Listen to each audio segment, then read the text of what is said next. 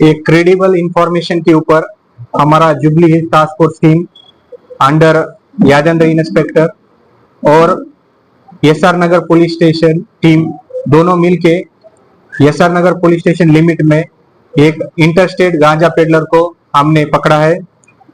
इसका नाम पानागुडू शिवकृष्णा, ये मोथागुडम ऑफ आलूरी सीताराम डिस्ट्रिक्ट का नेटिव है। प्रेजेंटली वो as a CISF constable Kerala state में काम कर रहा है। इस पर्सन को अप्रेंड करके उसके पास से हमने 158 केजी ड्राई गांजा, उसके बाद एक शेवरोलेट सेल कार और 3 मोबाइल फोन उससे बरामद किए हैं। इसका मोडस ऑपरेंडी, ये शिवकृष्णा 2009 बैच में CISF central industrial security force में ज्वाइन हुआ। उसमें ज्वाइन होने के बाद कुछ फाइनेंशियल दिक्कत की वजह से और शॉर्ट टर्म में इनकम गेन करने के लिए इसने रिसेंटली ये ड्रग पेडलिंग का बिजनेस स्टार्ट किया है। इसके ऊपर प्रीवियसली भी तेलंगाना स्टेट में 2 केसेस है।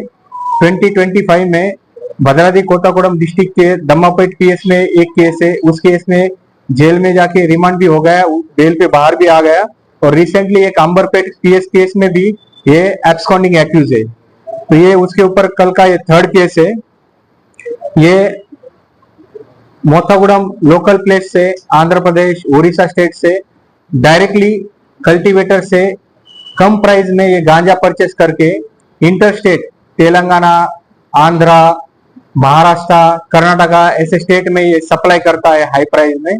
तो कम टाइम में प्रॉफिट कमाने के चक्कर में और अपना ऑफिशियल पुलिस का पोजीशन मिसयूज करके ये बिजनेस करता है।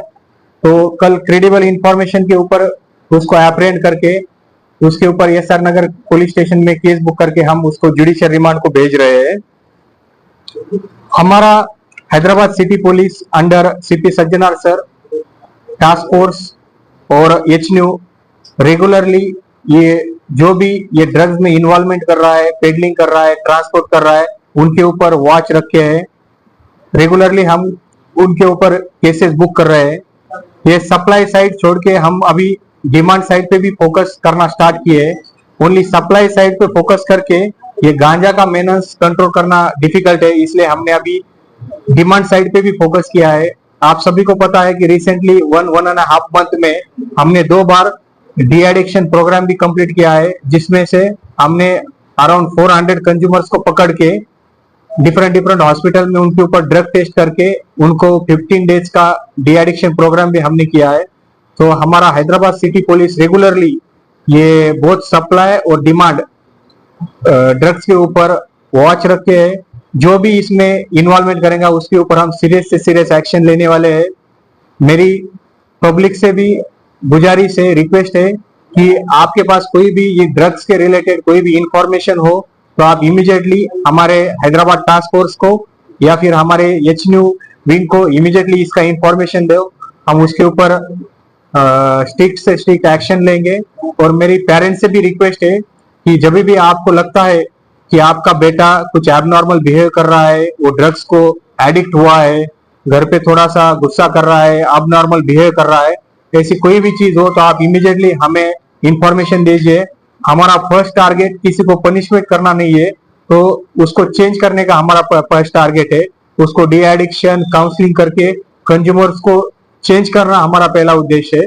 और जो भी इसको सप्लाई कर रहा है, इंटरस्टेट उसको ड्रग्स को सप्लाई कर रहा है, ट्रांसपोर्ट कर रहा है, उनके ऊपर एक्शन लेने का हमारा प्लान है।